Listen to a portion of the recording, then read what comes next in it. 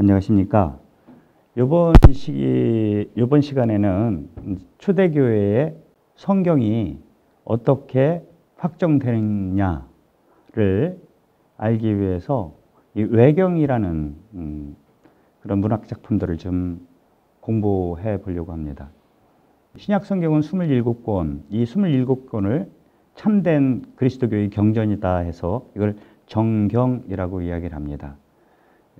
라틴 말도 그렇고 그리스 말도 그렇고 이것을 까논 혹은 까논네스라고 이야기를 해요. 신약 성경 27권이 이제 하느님의 참다운 말씀이다라고 이제 모든 기독교, 그러니까 그리스도교죠, 개신교를 포함해서 우리는 그렇게 이야기를 하고 있습니다. 우리 교회의 전례나 기도나 또 교회의 이제 생활을 이렇게 보게 되면은 성경에 안 나와 있는 그런 내용들이 좀 있어요. 예컨대 성모님이 예수님의 어머니인지는 우리 다 알고 있는데 성경에 그렇게 나와 있고요. 근데 성경에 나와 있지 않은 성모 마리아의 부모님 이름, 그걸 우리는 7월 26일 성 요아킴 안나 축일을 지내고 있어요. 이름을 알고 있다라는 거예요. 그런데 이건 어디에서 근거를 하고 있는가? 또 우리 가톨릭 같은 경우에는 8월 15일을 성모 승천 대축일로 기념하고 있습니다. 이런 것들이 무엇을 근거로 해서 이런 것이 생겨났는가 등등을 좀 우리는 알아야 되는데, 이런 정보를 제공하는 것을 정경, 21권의 성경 말고도 지금까지 남아있는 성경을 모방한 그런 문헌들이 지금까지 남아있고, 그런 것들을 우리는 외경이라고 얘기를 합니다. 경전 외에 그런 문헌들이라는 뜻이겠죠. 근데 이 외경은 성경의 외경, 신약 성경의 외경 하면은 조금 이해가 쉽죠. 여러분들 복음서 하면은 마테오, 마르코, 루카, 요한 이렇게 네 복음서가 이제 우리 그리스도교에서 인정하고 있는 정경, 올바른 성경이죠. 근데 이 네 권 외에 복음이라는 그 타이틀이 붙은 그러한 문헌들이 굉장히 많아요. 예를 들어서 베드로복음, 야고보음 복음, 토마 복음, 토마 유년기 복음, 니코데모 복음, 또 빌라도 행전, 뭐 묵시록 같은 경우에도 우리가 요한 묵시록만 있지만 베드로 묵시록이 아주 대표적이죠. 바오로 묵시록도 있고요. 이렇게 많은 문헌들이 지금까지 내려져 오고 있다라는 얘기입니다. 이런 책들을 소위 외경이라고 하고, 이런 외경들이 정경과 분리되는 그런 시기는 4세기에 이르러서야 이제 27권의 책들이 고정되게 합니다. 이 27권 책만이 하느님의 계시를 올바로 전달하는 우리 그리스도교의 경전이다라는 선언이죠. 이건 4세기 중후반에 이제 결정이 돼요. 그 이전에는 각 교회마다 성경을 인정하는 것들이 조금씩은 달랐어요. 지난 시간에 제가 얘기했던 그 무라토리 그 단편이라는 그 문헌을 보게 되면 거기에 정경 목록들이 이렇게 나와 있거든요. 그 정경 목록에 지금은 정경이 아닌 것들이 포함되어 있고, 또 어떤 것들은 지금은 정경인데 그 당시에 이렇게 안 들어가 있는 것들이 있을 수 있다라는 얘기예요. 4세기 초중반에 쓰인 그 에우세비우스의 교회사를 보게 되면은 아주 재밌습니다. 거기에 보게 되면은 지금 27권의 정경 목록이 그대로 일치하진 않아요. 오히려 우리가 배웠던 헤르마스의 목자라든지 혹은 디다케 같은 것들이 어느 교회에서는 정경 목록에 포함되어 있는 것을 볼 수 있게 됩니다.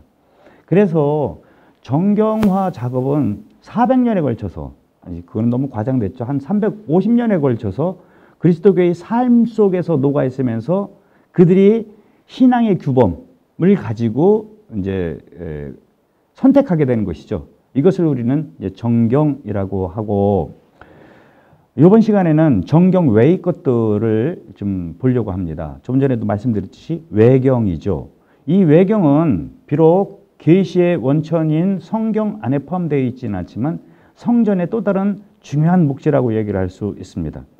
우리가 지금 살펴보고 있는 이 시기는 사도교부 시대예요. 즉 사도들이 직제자들부터 시작을 해서 지난 시간에 우리는 초대교회의 공동체의 규범이나 전례 같은 공동체 문헌들을 봤는데 외경 역시 그런 공동체의 문헌 중에 이제 하나라고 이야기를 할 수 있겠습니다. 그런데 이런 외경들이 왜 생겨날 수밖에 없었는가? 그 이야기는 매우 중요하죠. 외경을 이해하기 위해서. 예를 들어서 복음서만 보게 되면은 우리는 복음서를 통해 가지고 예수님이 33년간의 전체 생애에 빈 부분이 너무 많게 되는 거예요. 기껏해야 루카복음하고 마태복음에 예수님의 유년기 그것도 아주 짧게 그분의 탄생과 그 연관된 이야기만 이렇게 나와 있고, 루카복음 같은 경우에는 12차례 예루살렘 성전에 올라갔다는 이야기로 끝입니다. 그리고 갑자기 어느 날 요르단강에서 세례자 요한한테 세례받으면서부터 시작되는 거거든요. 그러면 그 시기를 보통 30년이라고 보면은 나머지 18년의 그 공백은 뭐를 하셨냐 이거죠. 궁금증과 호기심을 유발하게 됩니다. 그것을 채워주는 역할을 이 외경들이 이제 하게 됐죠. 뿐만 아니고 예수님께서 그 순환기는 내복음서 전체에 나오고 있지만 아주 디테일한 부분들에 대한 이야기를 또 전해주고 싶은 그런 의도에서 이 외경들이 집필됐다고 이야기를 할 수 있겠습니다. 외경은 정경과는 달리 계시라고, 그러니까 우리 신앙의 진리라고는 할 수 없지만 이 외경들을 통해서 우리는 성전의 일부를 이제 알 수 있게 되기 때문에 이 외경은 굉장히 중요한 초기 그리스도교의 문헌의 한 장르고 교부학에서 공부해야 되는 한 과목이다라고 말씀을 드릴 수 있겠습니다. 재미난 것은요, 조금 전에 말씀드렸듯이 이 외경이 신약 성경에만 국한되지 않는다라는 얘기예요. 여러분들, 구약 성경까지 그리스도인들은 다시 읽기를 시작합니다. 이건 재미난 이야기예요. 구약 성경 창세기가 있지만 창세기도 모든 것을 다 이야기를 하고 있지 않지 않습니까? 그것을 신약 성경의 눈으로 다시 일종의 창세기의 뭐 표현이 좀 그렇지만 짝퉁, 그러니까 모사품을 만들어내는 거예요. 그래서 사람들은 이게 창세기의 후속품인 줄 알지만 사실 이거는 2세기, 3세기에 쓰여진 글들이 있을 수 있다. 이렇게 외경에는 우리 얼핏 생각할 때는 신약 성경의 외경만 있을 것 같지만 사실 그리스도인들은 구약 성경까지 자신들의 신앙적 관점에서 구약 성경을 다시 재해석하는 일들이 벌어졌다라는 얘기예요. 근데 이런 거는 그리스도인들만 했느냐? 그렇지가 않아요. 왜냐? 구약 성경에서도, 구약 성경은 유다인들의 경전이잖아요. 수많은 그런 외경류가 있었습니다. 이것을 기원 후 1세기 얌리아라는 곳에서 유다인 랍비들이 한 곳에 다 모여가지고 그 수많은 경전들 중에서 이거는 진짜 계시의 원천이다라고 해가지고 정경화 작업을 해요. 이걸 얌리아 공예라고 합니다. 그 말은 뭐냐면 유다교 안에서도 우리가 아는 창세기, 출애굽, 탈출기, 레위기, 민수기, 우리가 아는 이거 외에 또 다른 경전들이 있다라는 거예요. 그러니까 유다인들의 외경이었죠. 근데 이 유다인들의 외경에 영감을 받은 그리스도인들이 자기들 나름대로의 뭡니까? 구약 성경을 다시 쓰게 되는 거예요. 근데 읽는 사람들은 이게 진짜로 창세기 때 쓰여진 그런 책인 줄 착각하게 만드는 거죠. 그래서 자기도 모르는 사이에 이걸 쓴 사람들의 사고를 그걸 읽는 사람들이 흡수하도록 이제 만든다라는 이야기예요. 제가 한 예를 좀 들어드리겠습니다. 이것은 아담의 유언이라는 이제 책인데요. 아담이 이제 나이가 들어서 죽게 되는데, 아담의 아들 중에 셋가 있잖아요. 셋. 그러니까 카인, 아벨 둘 다 이제 같이 살지 못하고 셋과 함께 사는데 아담이 이제 하느님 곁에 가야 되는 거예요. 그러면서 아담이 셋에게 이제 이런 남긴 유언이라는 거죠. 이게 실제로 있었겠습니까? 그렇지가 않죠. 근데 재미난 것은 그 아담이 예수님에 대해서 얘기를 한다는 거예요. 그건 무슨 말이냐면은 이 그리스도인들이 아담의 입을 빌려서 자기들이 하고 싶은 얘기를 한 거죠. 조금만 읽어보겠습니다. 이거는 아담의 유언, 아담의 증언 혹은 아담의 계약 뭐 이런 식으로 번역이 가능할 겁니다. 아담이 자기 아들 세트에게 이렇게 말하였다. 이제 아담의 얘기입니다. 오랜 시간이 지난 뒤에 하느님이 이 세상에 내려오는데 그는 동정녀에게 잉태되어 육체를 입고 사람으로 태어난 뒤에 어린애로 자라날 것이라는 말을 내 아들아 나는 너에게 지금 하고 있다. 그는 지상에서 많은 기적을 일으킬 터인데 바다의 물결 위를 걸어가고 바람에게 야단을 쳐서 잠잠하게 만들 것이다. 그가 파도들에게 손짓하면 파도들이 고요해질 것이다. 그는 눈먼 이들을 보게 하고 문둥이들을 깨끗하게 고쳐줄 것이다. 곱주들이 허리를 펴게 되고 중풍병자들을 치유하며 앙바를 쫓아낼 것이다. 이게 뭐냐면 예수님의 복음 말씀을 미리 아브라함이 하는 것처럼 이렇게 이야기를 하는 거예요. 이건 실제 사실은 아니죠.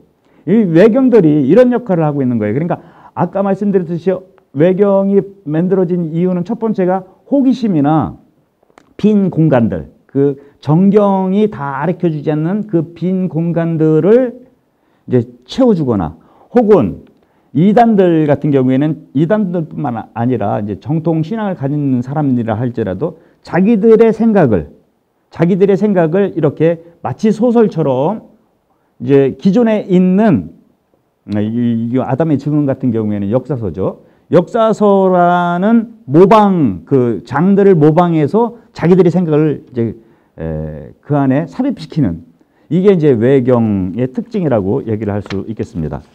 다른 대목을 한번 더 읽어 드릴까요? 이제 이것도 역시 이거는 셋이 세트가 아버지 아담을 이제 장사 지낸 다음에 이야기해요. 아담이 돌아가시고 나서 해와 달이 7일 동안 빛을 잃었다. 우리는 이 증언에 봉인을 하고 지금 이제 자기가 그 아담한테 들은 얘기를 다 썼는데 그거를 봉인하고 아담이 낙원에서 가져온 재물 즉 황금과 유향과 모략과 함께 이 증언을 보물들이 동굴에 보관했다. 왕의 아들들인 동방박사들이 나중에 와서 이것들을 가져다가 유대아의 베들레헴의 동굴에 있는 하느님의 아들에게 가지고 갈 것이다. 우리 아버지 아담의 증언은 여기서 끝난다. 이렇게 이야기를 하고 있는 거예요. 지금 벌써 동방박사들이 출연까지도 지금 이야기를 하고 있죠. 물론 이거는 외경입니다. 근데 이 외경은 그리스도인들이 가필한 것이라는 것을 우리는 알 수 있게 돼요. 아까도 말씀드렸죠. 구약 성경에도 정경이 있고 그 정경을 흉내낸 외경들이 있고요. 그 외경들은 유다인들이 만든 외경일 수도 있지만 그리스도인들이 신약을 뛰어넘어 구약까지도 손을 대는 일들이 벌어진다 이거죠. 이건 주로 초세기 아직 정경화 작업이 이루어지기 전에 있었던 거예요. 그러니까 정경화 작업은 있을 수밖에 없었던 거예요. 이런 수많은 책들 구약 신약이 다 있으니까 그중에서 진짜 하느님 말씀 예수님 말씀을 골라내야만 하는 거예요. 이런 거를 정경화 작업이라고 하게 되는 겁니다. 그러면 여러분들 생각을 한번 해보세요. 이 정경화 작업을 하는 기본적인 기준은 뭐냐? 그거는 신앙의 전승이죠. 사도들로부터 이어오는 예수 그리스도의 가르침에 비추어서 정경과 정경이 아닌 것을 구분할 수 있게 된 것이다 라는 말씀이죠. 그러니까 엄밀한 의미에서는 구전이 먼저 있었죠. 입으로 이 사도들의 그 가르침, 그 사도들의 가르침은 예수님의 가르침이었죠. 그걸 전해 들었고 나중엔 쓰게 됐고 쓰게 되는데 그게 정경만이 아니라 외경들도 쓰게 되니 나중에는 또 사도들로 들어왔던 그 신앙의 기억으로부터 다시금 그 수많은 쓰여진 캐리그마들을 판별하는 작업을 할 수밖에 없었다. 이것을 우리는 정경화 작업이라고 이야기를 하고 이 정경화 작업을 한 것은 정경과 위경들을 구분하고 판별하기 위한 것이었다. 근데 재미난 것은 이미 구약 성경까지도 이 위경들이 나타나고 있다는 사실을 알 수 있게 됩니다. 한 가지 다른 예를 또 한번 들어드리도록 하겠습니다. 12성조들의 유언이라는 책이 또 있습니다. 12성조들 누구죠? 야곱의 12 아들들이죠. 이 12 아들들이 죽으면서 이제 이렇게 자기 후손들에게 했던 내용들이에요. 이 책은 엄밀하게 봐서 윤리서라고 얘기할 수 있습니다. 예를 들어서 어떤 성조가 그 12 뭐 유다, 베냐민 뭐 이렇게 쭉 있잖아요. 레위 이런 이들이 죽으면서 자기 자녀들에게 마치 모세가 마지막 신명기를 했듯이 그렇게 겸손해라 뭐 계명을 잘 지켜라 이런 얘기들이 쭉 나오고 있어요. 그래서 이 책은 일종의 윤리서인데 재미난 것은 그 윤리서 중에서도 그리스도를 언급하고 있다는 겁니다. 예를 한번 들어보겠습니다. 이거는 이삭이 야곱에게 이제 한 예언 중에 하나입니다. 이삭이 이제 임종에 이렇게 놓이게 되니까 야곱이 이제 아버지가 돌아가시니까 슬프잖아요. 그 돌아가시는 그 장면을 지켜보면서 목격한 것 그리고 그 말씀을 들은 것을 적응거리는 거예요. 자기 아버지 즉 이삭이 야곱에게 한 얘기입니다. 굉장히 긴데 제가 조금 요약하자면 이렇습니다. 나는 지금 주님께 가게 되어 기쁘다. 울지 말아라는 거죠. 아무도 죽음을 피할 수는 없다. 우리 선조들은 에녹을 제외하고 모두 죽음을 겪었다. 여러분 잘 보게 되면 에녹은 죽었다는 말이 안 나와요. 성경에. 그래서 옛날부터 전통은 유다 전통을 이어받은 우리 그리스도교 전통도 에녹은 죽지 않은 사람으로 나와 있습니다. 또 한 명이 있죠. 이사야죠. 이사야도 승천해서 올라가지 않았습니까? 앞으로 42대가 지나면 그리스도가 순결한 동정녀 마리아에게서 태어날 것이다. 그는 12사도를 선택하여 그들에게 자기 몸과 피의 신비를 가르칠 것이다. 빵은 그의 몸이 되고 포도주는 그의 피가 될 것이다. 앞으로 올 세대는 시간이 끝에 이르기까지 그의 몸과 피로 구원될 것이다. 그리스도교 신자들이 시간이 끝에 이르기까지 제물을 바칠 것이고 그들이 제물을 바치고 있는 한 적 그리스도는 나타나지 않을 것이다 라고 말했습니다. 보세요. 이 구약성경이에요. 구약성경. 근데 이런 구약성경에 굉장히 많은 그런 것들이 있습니다. 아브라함의 계약, 12성조의 계약, 솔로몬의 계약, 에녹서, 이사야의 승천기, 에즈라 묵시록, 모세의 묵시록, 엘리야의 묵시록 등 이런 거를 이제 구약 외경이라고 이제 이야기를 하게 됩니다. 신약 성경은 이제 본격적으로 그리스도인들이 더 잘 모방하기 쉬운 그런 장르죠. 그러면 신약 성경 27권을 문학적으로 이제 그 형태를 분류해 보는 4개로 분류할 수 있습니다. 첫 번째는 복음입니다. 복음이라는 것은 그리스도교에서 만들어낸 문학 형태예요. 이런 거는 있지를 않아요. 예수 그리스도의 말씀과 그 가르침과 행적을 모아놓은 거죠. 마테오, 마르코, 루카, 요한 우리가 알고 있는 네 복음서 이게 정경입니다. 이 복음서를 흉내낸 외경들이 굉장히 많다. 첫 번째. 두 번째는 행전이죠. 우리가 가지고 있는 정경 행전은 사도 행전밖에 없어요. 그러나 이 사도 행전에도 다른 사도들, 이 사도 행전, 우리 정경 안의 사도 행전의 주인공은 베드로하고 바오로가 주축을 이루죠. 나머지 11사도들은 다 어디 갔어요? 그 각 사도들, 예를 들어 안드레아 행전, 야고보 행전, 바오로 행전, 바오로 테클라 행전 등등의 수많은 행전류들이 있다. 그러니까 첫 번째 복음, 행전, 그 다음에 묵시록이에요. 여러분들이 알고 계시는 그 요한 묵시록 외에 또 다른 묵시록들이 있습니다. 베드로 묵시록 같은 경우는 굉장히 중요해요. 이 베드로 묵시록을 기반으로 해가지고 단테의 신곡이 이제 쓰이게 되는 것이죠. 그 다음에는 서간. 서간은 이미 우리가 봤어요. 서간을 흉내낸 것. 어디서 봤냐면은 사도 교부들의 문헌 중에서 바르나바 서간이죠. 바르나바라는 바오로 사도의 동역자이면서 사도였던 그의 이름을 차명으로 빌려서 자기가 하고 싶은 얘기를 쓰게 되는 거예요. 그러니까 이 서간은 엄청나게 많죠. 더 재미난 말씀 드려볼까요?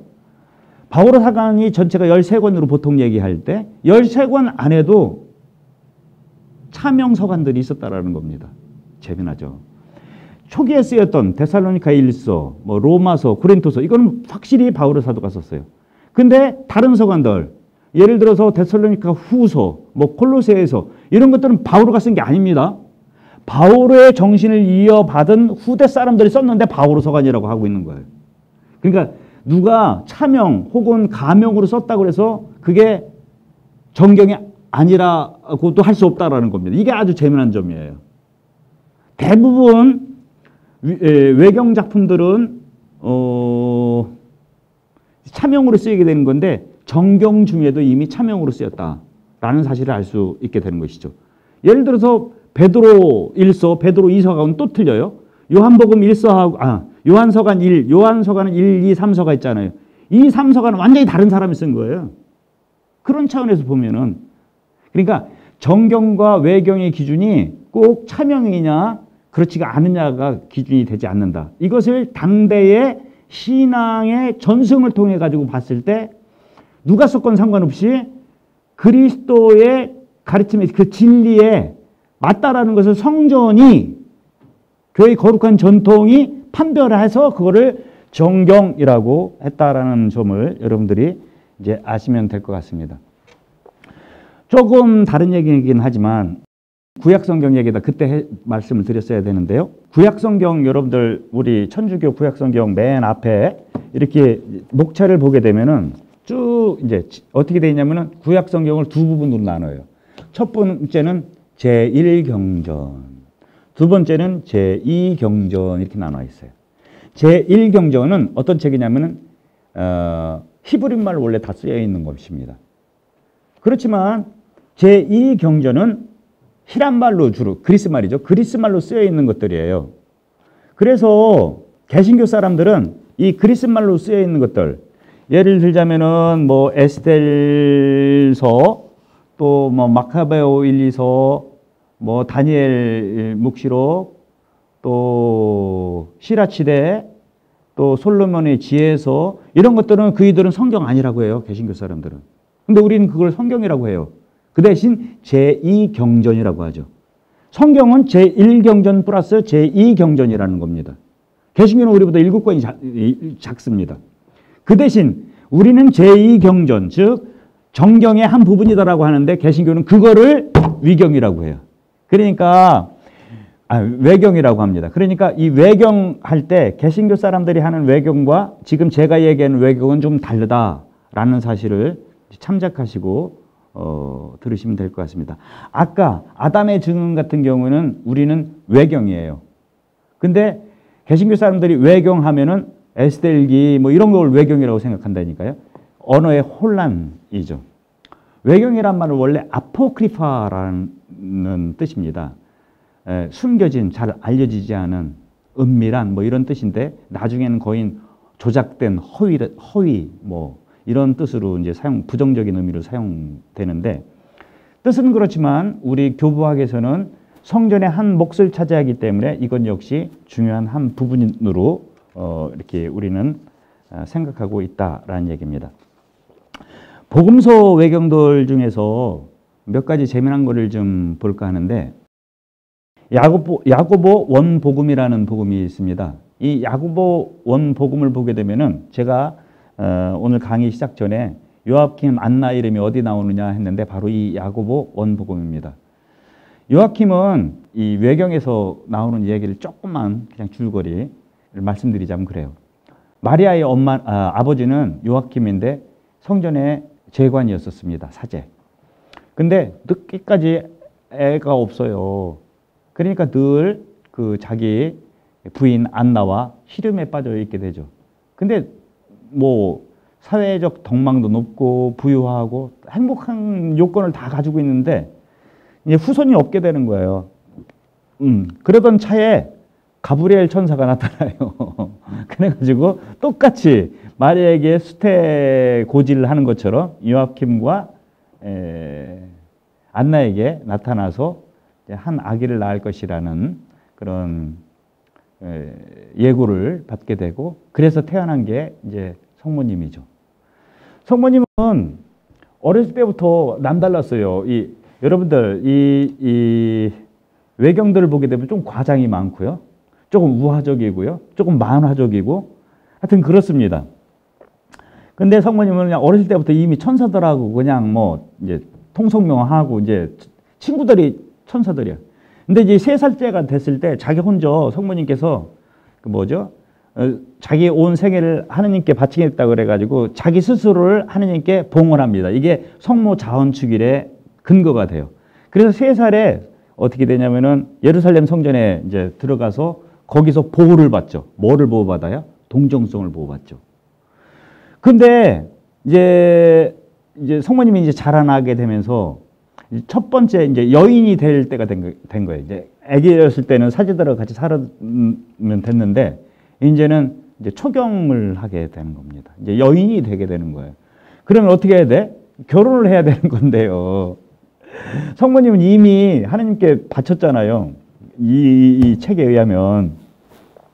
그래도 이제 그 당시에 동정이라는 건 있을 수가 없었죠. 모든 여인들은 애를 낳아야만 합니다. 그 중에 메시아가 태어날 수 있는 거니까 지금처럼 동정을 지킨다? 이건 말도 안 되는. 그래서 이제 그 당시에 이제 그 예루살렘 성전의 사제들이 방을 붙여요. 독신들 다 모여라. 다 모이죠. 다 모이는데 이 당시에 요셉도 독신이었어요. 왜 독신이었냐면은 요셉은 한번 결혼을 했는데 상처한 호랍이었었습니다. 이 책에 의하면. 그런데 이제 비둘기가 그 많은 예루살렘의 그 청년들이 저마다 올 때마다 지팡이를 하나씩 가져오라고 하거든요. 근데 그 지팡이에 비둘기가 앉게 되면서 이게 점지를 하게 되고 바로 이제 약혼을 하게 되죠. 약혼을 하게 되는데 요셉이 직업이 뭐죠? 목수였죠. 그 당시에 파라오가 이집트에서 토목공사를 하고 있었기 때문에 약혼식만 하고 누구요? 요셉은 이제 에집트로 가게 되는 거예요. 여기도 알리바이를 만드는 겁니다. 무슨 알리바이? 성모님의 동정성에 대해서. 그리고 복음서에 나오는 요셉의 예수님의 형제들이라는 그거를 만들기 위한 겁니다. 이게. 그래가지고 이제 요셉이 이 일을 마치고 왔는데 자기 부인이 임신한 사실을 알게 되는 거죠. 그러면서 또 천사가 나타나서 이거는 우리가 이제 정경 안에서 이제 알게 되는 이야기고, 이제 베들레헴으로 이제 가서 뭡니까? 아기를 이제 낳아야 되는 건데, 이제 이때 그 산파가 아기를 낳았음에도 불구하고 성모님의 동정성이 유지됐다라는 증언을 이제 하게 되죠. 엄마이면서 동정녀였다라는 사실. 뭐 이렇게 등등등등. 그러면 여기에 이 책이 이야기하고 싶은 게 뭐예요? 성모님의 동정성을 이야기하려고 했던 거예요. 이 책은 2세기에 쓰여진 책입니다. 그리고 수많은 사람들이 이 책을 읽었어요. 근데 이 책에 대한 평가는 아주 뭐 여러 갈래죠. 4세기의 예로니모 같은 경우에는 이 책을 아주 그냥 쓰레기 취급합니다. 왜? 예로니모한테는 성 요셉도 동정이어야만 하는 거예요. 그 시대의 신심에 따라서. 그렇지만 그 전 세대는 이미 이렇게 됐다라는 얘기입니다. 이런 야고보 원복음도 있고요. 이거는 주로 예수님의 탄생까지 그 비하인드 스토리라고 하면 토마스 윤영기 복음이라는 게 있어요. 왜 그러냐면 토마스 복음이라는 게 또 따로 있고 토마스 윤영기 복음이라는 두 가지가 있는데, 토마스는요, 이게 디디무스라고 합니다. 이게 쌍둥이라는 거예요. 무슨 쌍둥이? 예수님 쌍둥이라는 겁니다. 하여튼 그래서 자기 형제니까 쌍둥이 형제라는 거예요. 이게 말도 안 돼. 이 토마스 복음 같은 경우에는 영지주의자들이 맺는 복음입니다. 그래서 이거는 읽어서는 안 된다라는 금소봉독이 아주 옛날부터 있었죠. 근데 낙한마디라는 곳에서 이게 발견이 되면서 1945년에 이제 읽지 말라는 것만 이제 우리 문서들이 오다가 그 책의 그 사막 한가운데 이집트 낙한마디라는 동네에서 발견이 된 거예요. 보니까 그 책 제목에 토마스 복음이라고 써 있는 거예요. 그래서 읽어보니까 진짜 안 읽는 게 더 좋은 거죠. 조금만 읽어볼까요? 보면은 재밌습니다. 하여튼 여러분들이 이걸 일부러 읽을 필요는 없으실 것 같아요. 왜냐면은 이것보다는 성경 먼저 읽는 게 낫겠죠. 근데 성경 읽다가 뭐지? 저기 하면은 한번 읽어보셔도 좋을 것 같은데, 이게 물장난을 해요, 예수님이. 왜 우리 어렸을 때 이렇게 강이 있으면 위에다 댐 쌓아놓고 밑에 댐 쌓아놓고 이렇게 하면은 확 하면은 물장난이죠, 일종의. 이걸 하고 있는데 그 예수님이 그 이제 동네 꼬맹이 친구죠. 친구하고 싸워요. 근데 이 바보야, 물웅덩이가 너를 해치지도 않는데 왜 물을 빼버렸어? 이제 예수님이 해놓은 거를 뺀 거죠. 너는 나무처럼 말라버려서 잎도 가지도 열매도 없을 거야? 라고 말했다. 그러다 그 즉시 그 소년의 온몸은 말라버렸다. 이게 난리 난 거예요, 이게. 그러니까 이제 예수님은 이제 그렇게 해놓고 집을 갔는데 이 그 소년의 부모가 와서 이제 어떻게 되는 거예요? 이제 요셉하고 마리아한테 이제 퍼붓는 거죠. 이런 못된 짓을 하는 아들을 왜 가만두십니까? 그러니까 이제 요셉이 혼내켜요. 막 혼내키는데 예수님이 뭐 혼내켜라 말아라 이제 이렇게 요셉이 소년 예수를 불러서 훈계하고 너는 왜 사람들을 해쳐서 그들이 우리를 미워하고 박해하게 만들었느냐 하고 말하였다. 예수가 당신이 자진해서 그런 말을 하는 게 아니라고 난 알기 때문에 탓하지 않겠습니다. 이게 말이 됩니까 이게 지금? 근데 그거 생각해 보세요. 12살 때 만난 내가 야 너 왜 걱정시키냐 엄마 아버지 이게 성모님이 하셨는데 내가 아버지 집에 와 있다는 걸 이 같은 맥락인 거예요. 그리스도의 행동을 사람들이 이제 보는 앞에서 아버지한테 그러니까 요셉이 자리에서 일어나서 예수의 귀를 3개 잡아당겼다. 이제 이런 하여튼 뭐 다 할 수는 없는데 이제 이런 얘기들이 있습니다. 이런 유년기 복음 그러니까 예수님의 탄생에 못다한 부분, 예수님이 소년 시절에 했던 부분들 그리고 이 토마스 유년기 복음 같은 경우에는 저겁니다. 영지주의라는 나중에 이제 이단에 대해 설명할 때 이제 나오겠지만 자기들의 관점에서 예수의 유년기를 만들어내는 거죠. 조작해내는 거죠. 일종의 왜곡이죠.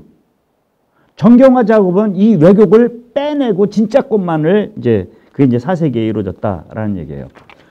그리고 이제 공생활 전체에 대한 거는 그렇게 많지가 않습니다. 왜냐하면 사복음서가 이미 이제 탄탄하게 그 뒷받침을 하고 있기 때문에 그 외에 예수님의 순환에 대한 그런 외경들은 굉장히 많아요.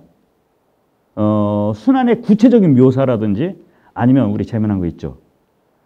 빌라도 통치 아래에서 돌아가시고 저승에 가시어 사한 날에 부활하시고 그럼 저승 가서 뭐 했냐 이거지.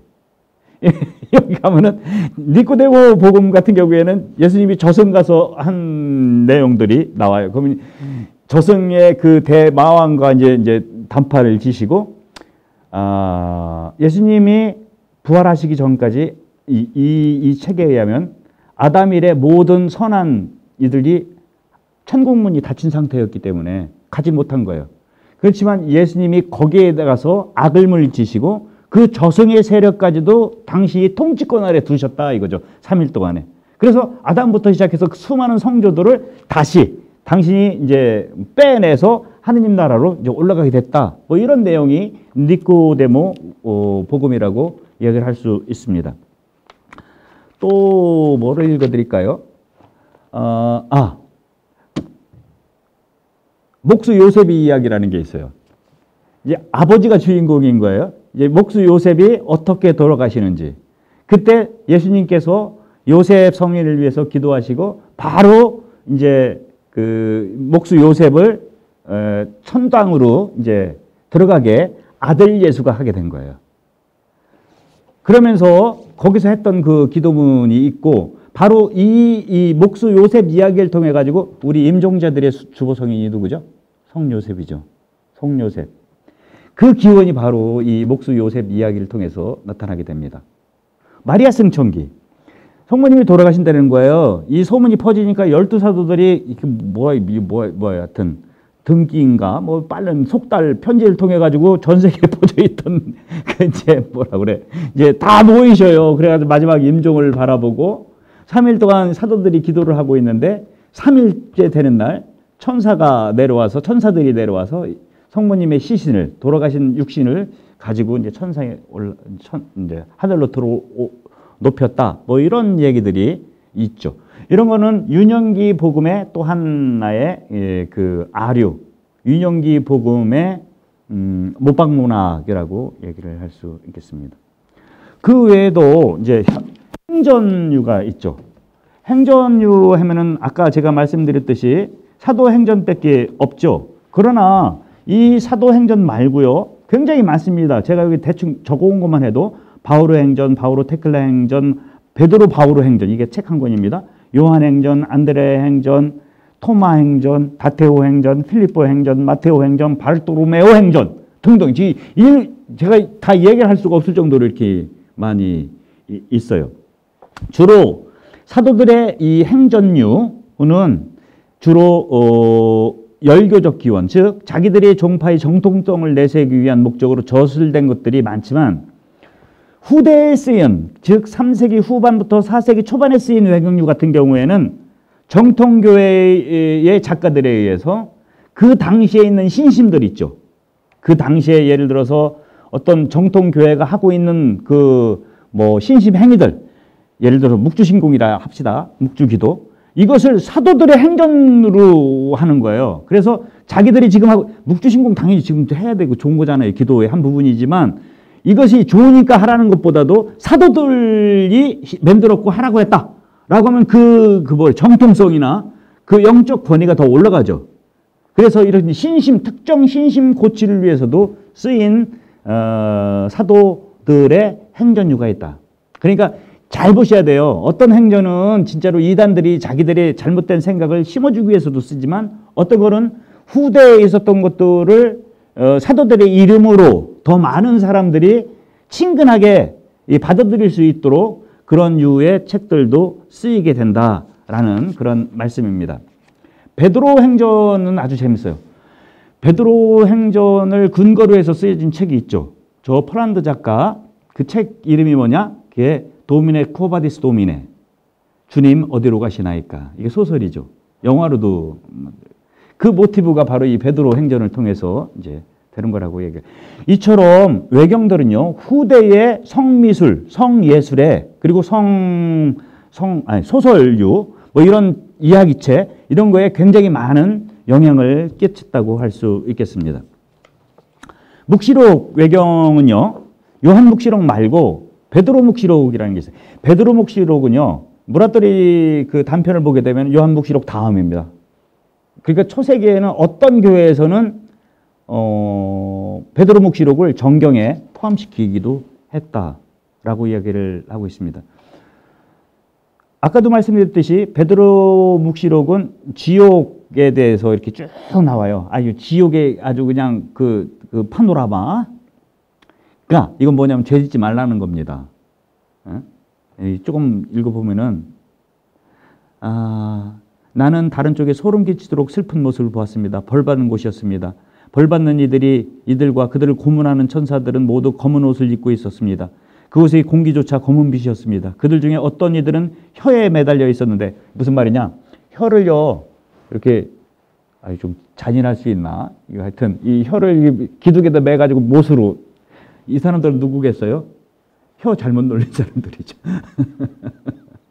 이거 좀 읽어드릴까? 이거.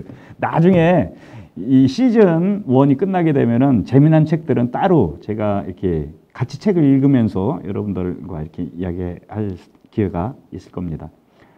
여러 가지예요. 여러분들 그거 아시죠? 우리 웃기는 얘기 이렇게 온물에서 지옥에 갔더니 수영하고 있더라.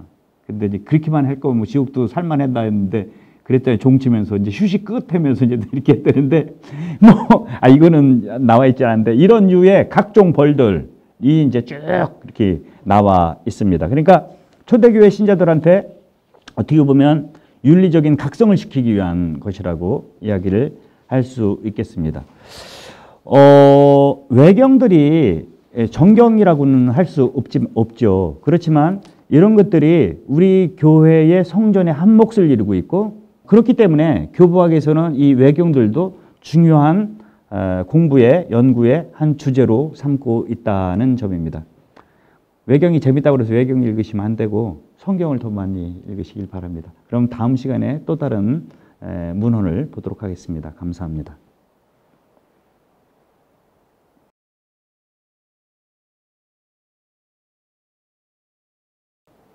요즘 이제 저희들이 보고 있는 것이 우리 초대 그리스도교회에 있어서 성경을 제외하고 가장 오래된 그런 문헌들을 지금 보고 있어요. 그래서 제일 처음에 봤던 것이 이제 사도교부들의 문헌이라는 문헌을 봤고요. 그 다음에는 이제 그 초대교회의 전례문이나 혹은 교회 생활을 위한 규범집들을 봤고, 그 다음에는 성경 이외에 성경을 모방한 이른바 외경 문헌들을 봤습니다. 또 하나 이 시기에 굉장히 중요한 또 다른 문학 장르가 있는데 그게 뭐냐면은 순교 문헌들이에요. 순교는 우리 교회의 시작과 함께 발생한 하나의 현상이라고 볼 수 있죠. 예수님도 어떤 면에서는 순교로 돌아가셨고 12 제자들 마찬가지고, 그 순교는 테르툴리아누스의 말대로 순교자들이 피는 그리스도교의 씨앗이었던 것 같습니다. 순교자들이 피를 흘리는데 그 피가 온 세상의 팀으로 해서 그 자리에 이제 교회가 생겨났고, 또 그 피를 거름 삼아서 그리스도교가 이제 발전하게 됩니다. 보편교회에서 순교가 끝나는 것은 313년입니다. 그러니까 대략적으로 봐서 한 7, 80년 동안 우리 교회는 계속된 박해를 받아왔고, 수많은 분들이 이제 그 순교를 통해 가지고 신앙을 증거하게 됩니다. 순교 혹은 순교자라는 말은 원래 마르티스 혹은 마르투리온이라는 말입니다. 그리스 말에서 나온 건데 이거는 법정 용어예요. 법정에서 옳고 그름을 판단하기 위한 진리에 대한 증언, 이것을 이제 마르티스, 이 순교자, 그가 하는 행위를 마르투리온, 이제 순교 행위. 근데 원래는 증거하다라는 거예요. 뭘 증거하는 거예요? 자기가 믿고 있는 신앙을 증거하는 거죠. 믿고 있는 하느님을, 예수님을 증거하는 거죠. 근데 뭘로 증거하냐면은 목숨을 바쳐서 피로써 증거하는 거죠.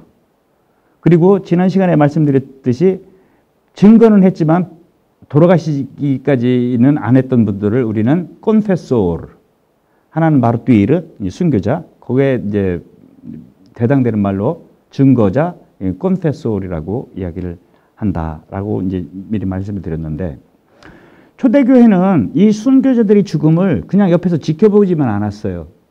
그들의 순교 과정을 일일이 기록해가지고 후대 사람들이 그 순교 정신을 본받고, 특별히 순교자의 돌아가신 날, 이날을 안티오키아의 이냐시오 같은 경우에는 출산의 날이라고 그랬습니다. 라틴 말로는 디에스 나탈리스라고 합니다. 하느님 나라에 태어난 날, 이날 그 순교자의 신앙을 기리고 그날 전례적으로 기념하는 일들이 벌어지게 됐죠. 그러니까 순교자는 단순히 그냥 죽은 한 사람이 그치는 것이 아니라 당대 교회는 물론이거니와 후대 교회까지 예수님을 가장 잘 증언한 신앙인의 모범이자 영웅이라고 초대교회는 생각을 해왔어요. 그래서 이들에 대해서 이제 기록하는 일들이 생겨나는데 이런 걸 총칭해서 순교 문헌이라고 이야기를 하게 됩니다. 이 순교 문헌도 이제 교부학에서 초대교회의 문학의 또 다른 장르로서 이제 한 큰 주제라고 이야기를 할 수 있겠습니다. 이 순교 문헌도 좀 세분화해서 나눌 수가 있죠. 제일 처음에는 악다라는 겁니다. 악다인데 한국말로는 뭐 행전 혹은 행정록이라고 이야기를 할 수 있겠어요. 이 악다라는 것은 원래가 라틴 말로 이거는 하나의 실록입니다. 구체적인 그 역사 사실을 아주 객관적으로 서술하는 것을 실록 혹은 행전이라고 이제 우리 한국말로는 번역을 할 수 있게 되는데, 이게 첫 번째 문헌의 종류예요. 이거는 굉장히 정확한 정보를 우리에게 전해주고 있습니다. 왜냐하면은 목격 증인일 뿐더러 이 문서를 쓴 그 기본적인 자료는 공문서였었어요. 그러니까 로마는 한 사람을 그 재판을 거쳐서 이제 죽이게 되는데, 사형에 처하게 되는데 그 기록을 하게 됐거든요. 그 기록 문서들을 그리스도인들이 찾아서 거기에다가 자기들의 말을 덧붙인 것, 행전이라고 이야기를 합니다. 혹은 뭐 순교 행적, 악다라고 얘기를 하기도 합니다. 라틴 말로는. 혹은 제스타라고도 이제 얘기를 해요. 이 제스타라는 말은 일종의 역사라는 뜻입니다. 여기에 가장 뭐 대표적인 것이 슐리움 순교자들의 행적. 이게 라틴 말로 쓰여진 가장 오래된 150년경에 쓰여진 그런 순교 행적이라고 얘기를 할 수 있고, 또 그 성 치프리아노스 순교 행적이라든지 뭐 이런 순교 행적들이 지금까지도 굉장히 많이 남아 있습니다. 또 하나는 이렇게 공문서를 자료로 해서 쓰여진 것은 아니지만 누군가 직접 본 사람이 그것을 기록한, 그 당대에 기록한 이런 것들을 순교록이라고 이야기를 합니다. 라틴 말로는 파시오라고도 하고 혹은 마르티리움이라고도 이야기를 합니다. 이런 종류의 책들도 굉장히 지금 많이 남아 있어요. 페르페투아 펠리치타스 순환기라든지 갈리아의 비엔나 교회와 리옹 교회의 순교자들의 그 뭐 순환기라든지, 우리가 사도교부들 배울 때 폴리카르푸스의 순교록이라든지 이런 순교록들이 전해져 내려오고 있죠. 악다가 됐던, 즉 행전, 순교 행전이든 순교자의 순환기든 뭐 이 순교록이든 이런 것들은 공문서와 목격 증인들에 의해서 쓰여진 거기 때문에 그게 나타나는 그 증언들의 정보는 굉장히 객관적이고 역사적 사실에 기반을 두게 됩니다. 여기에 또 다른 이제 종류의 문헌들이 생겨나게 되는데요. 이 문헌들은 목격 증인이 아니에요. 313년에 이제 신앙의 영웅들이 없어지죠. 왜 없어지겠습니까? 이제 죽이는 사람이 없는 거예요. 이때 점차적으로 신앙의 영웅들이 사라져 가는데, 그래도 그 순교자의 열정, 이 신앙의 기품, 이것들을 이제 후대 교회의 신자들이 이것을 본받기 위해서 과거에 있었던 한 순교 성의를 이제 후대 보지도 않은 사람들이 그 이제 여기저기서 이제 들었던 정보를 바탕으로 해가지고 일종의 소설처럼 꾸며낸 것들을 볼 수 있습니다. 이런 것들을 순교 사화라고 한국말은 번역을 하는데, 원래 라틴 말에는 레젠다예요. 레젠다, 전기, 전설이라고 한국말로는 번역되는데, 여러분들 전설, 전기 뭐 이렇게 하면은 조금 없는 일, 허구를 만들어내는 것 같은 그런 느낌이 드는데, 요 말이 재밌어요. 라틴 말의 레젠다, 이거는 레제레 동사에서 온 거예요. 레제레는 읽다죠. 영어 read, 읽다. 근데 레젠다, 레제레 동사, 레젠다 하면은 무슨 뜻이 되면 읽어야만 될 것이라는 뜻입니다. 그러니까 허구로 만들어냈다는 그런 의미보다도 원래 이 단어가 가지고 있는 것은 천주교 신자라면은 꼭 읽어야만 될 책이야 라는 뜻으로 레젠다예요. 근데 이제 이게 한국말로 번역되면서 그냥 전설 뭐 이렇게 되는데, 사실 뭐 그렇게 번역해도 상관없지만 그 속뜻은 허구한 거니까 그냥 만화 취급해서 이렇게 하려는 게 아니에요. 우리 신앙에 큰 도움이 된다라는 거죠. 근데 물론 이 레젠다의 특징은 조금 뻥이 세요. 뻥이 뭐 좀 막 그 쳤는데 막 여기서 뭐 우유빛깔이 나온다든지 뭐 영적 부현상이라고 그러죠. 막 성령 뭐 이런 조금의 과장이 많죠. 여기 대표적인 게 성녀 아니에스, 성녀 아가다, 성 세바스티아노 뭐 이런 류의 이제 그 레전다들이 이제 4세기, 그러니까 박해가 끝난 다음에 주로 만들어지죠. 그래도 지금으로부터 1700년, 1600년 전 글입니다. 이런 레전다들은 이제 후대에 이제 이걸 하기오그라피아라고 하는데요. 이제 성인전들의 모태가 되게 됩니다. 교부학에는 이렇게 네 종류의 순교자에 관한 그런 문헌들을 이렇게 네 종류로 나눠볼 수 있겠습니다. 이 문헌들을 통해 가지고 약간의 순교신학을 좀 말씀드려야 될 것 같은데요. 초대교회 이런 책들을 보게 되면서 아주 공통적으로 나타나는 것들이 있습니다. 여러분들 그리스도교의 영성은 뭐라고 생각합니까? 그리스도교의 영성은 하느님과의 일치예요. 그 하느님과의 일치는 출발점이 뭐냐면 예수 그리스도를 추종하면서 따르면서 시작되는 거예요. 예수 그리스도를 따른다라는 것은 뭐냐면 예수 그리스도를 본받기 위해서 그런 것이죠. 그분이 가신 길을 그리고 그분이 하신 모든 행위를 나는 따라가고 마침내 그리스도와 내가 똑같이 그분의 모습을 모방하는 거죠. 그 유명한 이미타시오 크리스티가 되는 겁니다. 근데 이것을 가장 극적으로 잘 보여준 분들이 바로 순교자들이라는 얘기예요. 순교자들은 자신들이 그 신앙 때문에 목숨을 초계처럼 내놨던 용기 있는 분들이죠. 그런데 재미난 것은 자기가 신앙이 있다고 그래가지고 막 그 박해자들한테 찾아가가지고 나 좀 죽여주세요 하면은 이게 순교자가 될 수 있느냐, 순교자로 공경을 받느냐, 그렇지가 않아요. 치프리아누스라는 3세기 교부가 쓴 죽음이라는 책인데 이런 것이 나와 있습니다. 순교는 여러분의 결정에 따른 것이 아니라 하느님의 선택에 달려 있습니다. 부르심입니다. 부르심을 받을 때 이해하고 자발적으로 나서는 것이지 지가 자기 힘 믿고 가서 나 좀 죽여주십시오 하는 것은 되지 않는다. 그래서 그 고대의 문헌들을 보게 되면은 특별히 이 폴리카르푸스 순교록에 보게 되면은 그런 얘기가 나와요. 한번 제가 조금만 읽어볼게요. 이단자들은 자신의 목숨을 불경건하게 대하고 아무렇게나 사랑합니다. 그래서 하느님을 진실로 아는 것이 목숨을 바치는 것이라고만 여겨서 주님의 말씀을 어기면서까지 자기 자신을 살인합니다. 이렇게 얘기를 하고 있어요. 주님 말씀은 여기서 말하는 주님 말씀 마태오복음에서 이 고을에서 박해가 일어나면 저쪽 고을로 피하라는 거예요. 그러면 주님께서 부르시는데 누구를 부르시느냐? 준비된 사람을 부르시는 거죠. 어떻게 준비된 사람이냐? 매일이 삶 속에서 자기를 죽이는 연습을 한 사람인 거예요.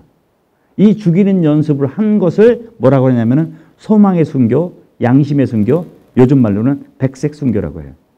백색 순교라는 말이 순교가 없어진 다음에 박해가 끝난 다음에 그 대형품으로 백색 순교라는 말이 나온 것이 아니라 한참 박해가 시작되고 있을 때 한창 막 진행 중일 때 그 순교로의 부르심을 받기 위해서 준비된 상태. 이게 아주 재미난 거죠. 그러니까 순교는 이미 박해 이전에 자기 안에서 자기를 죽이는 훈련을 한 사람만이 주님께서 보시고 뽑으신다라는 얘기예요. 주님께서 부르지도 않는데 건방지게 지가서 이거 다 자살행위라는 이야기가 될 수 있죠. 이렇게 순교는 주님의 이니셔티브, 주도권 하에서 이루어지는 것입니다. 그렇기 때문에 순교는 순교자의 힘으로 되는 게 아니에요. 주님께서 불러주셨고 주님께서 순교자 안에 늘 현존하시는 것이죠. 그래서 이 제가 말씀드린 네 종류의 순교 문헌들을 이렇게 깊이 읽어보게 되면은 모든 이 네 개의 문헌들을 읽어보면 어떤 공통점이 있냐면 그걸 읽는 독자들은 한 순교자의 모습만 보는 것이 아니라 그 순교자 뒤에 그와 함께 있는 예수님을 바라보게 하는 거예요. 순교자가 전면에 드러나면은 그거는 문헌으로서 가치가 없게 되는 거예요. 무슨 말이냐? 순교자 안에서 예수 그리스도의 남은 순환이 채워지는 거예요. 그래서 초대교회의 순교 문헌들은 철저하게 순교자가 이 순교가 아닌 그 안에 예수 그리스도께서 또 돌아가신다고 생각을 했던 거예요. 그래서 순교 문헌들을 보게 되면은 순교자의 행동이나 그들이 하는 말들이 예수님이 하신 말씀이나 예수님이 하신 행동을 반복적으로 드러내고 있어요.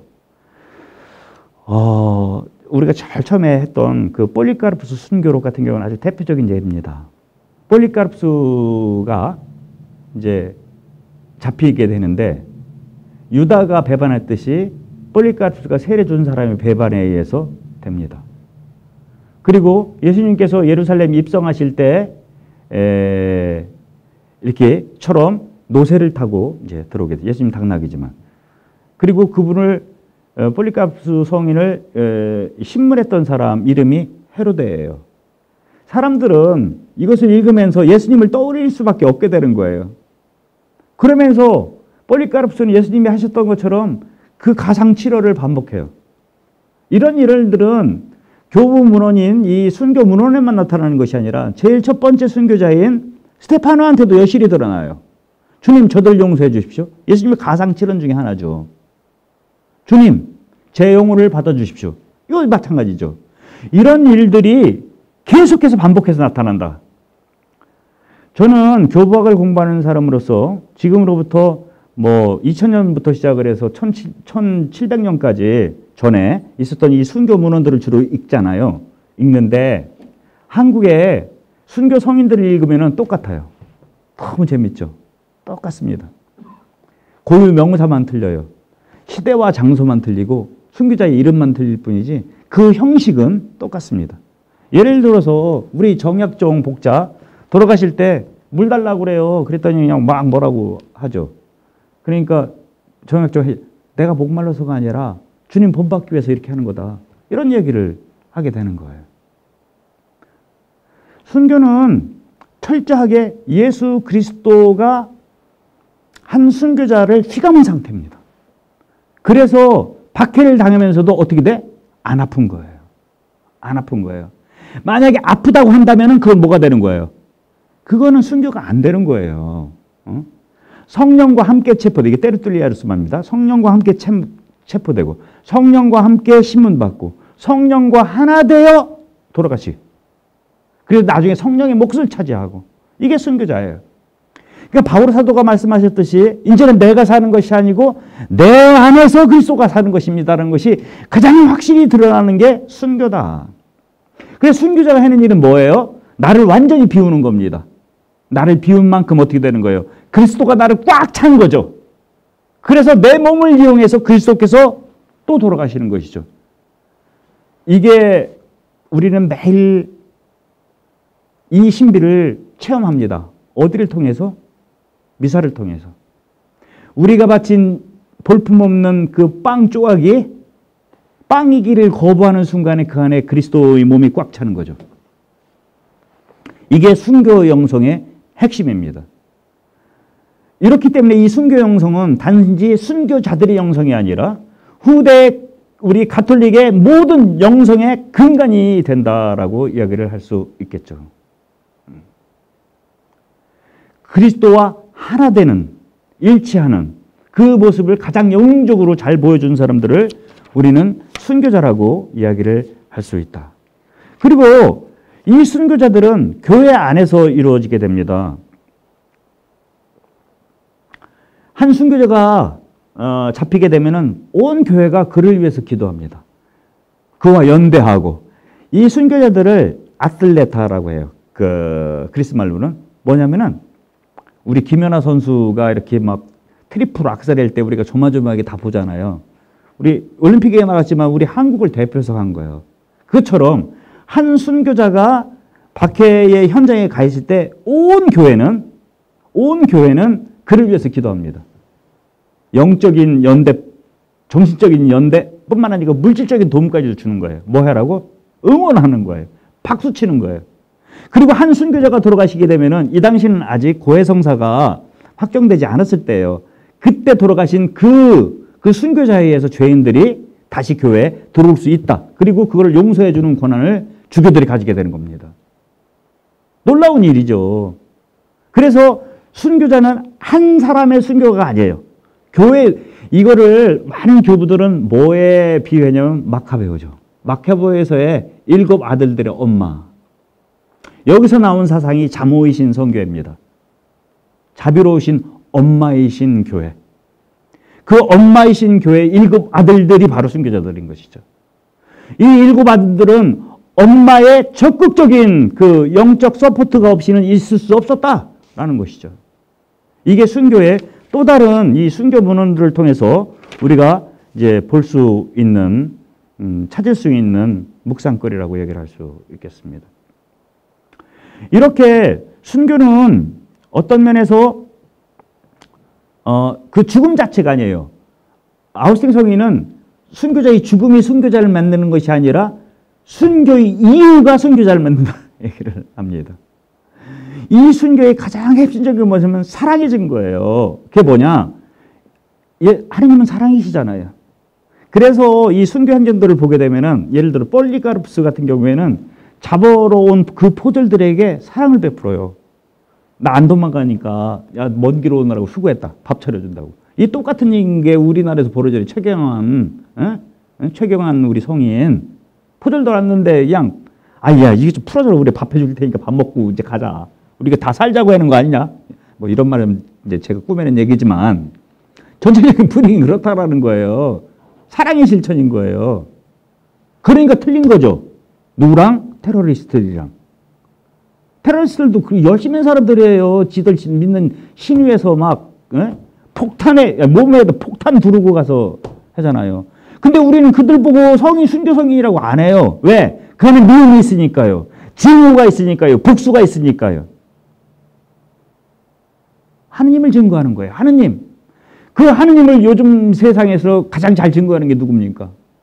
사랑을 증거하는 것이죠. 이게 이 순교 문헌들 안에 아주 꽉 차 있다고 이야기를 할 수 있고, 심지어는 우리 자랑스러운 우리나라의 순교 성인들, 여러분들 한번 읽어보세요. 달래의 교회사, 기해일기, 치명일기 읽어보면은 우리가 막 끌어올리죠. 근데 저는 교박적으로 보게 되면은 이게 똑같아요. 왜? 한 분이 또 돌아가시는 것이기 때문에.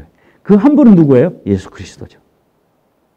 달래가 한국 교회사를 쓰면서 이 단조로운 글 때문에 참 힘들었다고 그래요. 왜 단조로웠냐면 똑같은 신문, 똑같은 신앙 고백, 똑같은 증거, 다 똑같아.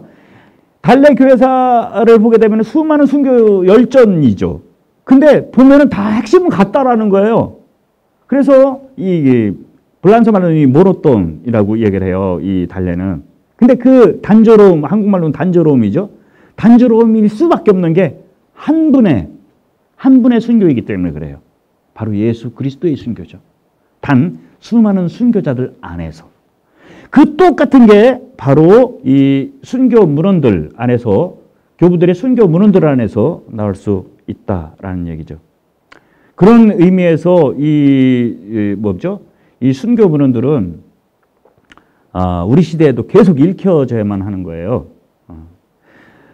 아까 레젠다라는 것이 이제 박해가 끝난 다음에 이제 이 레젠다는 뻥이 좀 더 세요. 그 막 성 세바스티안 같은 경우는 화살로 막 안 죽어 막 그 말 안 되는 건데, 이게 뭐냐면은 하나님한테 사로잡혔다라는 거예요. 이 블란디나 성녀 같은 경우에는 막 공중 황소가 받아가지고 몇 바퀴 떨어졌는데 잠자고 일어난 사람처럼 막 이렇게 이런 행동들이 나타나요.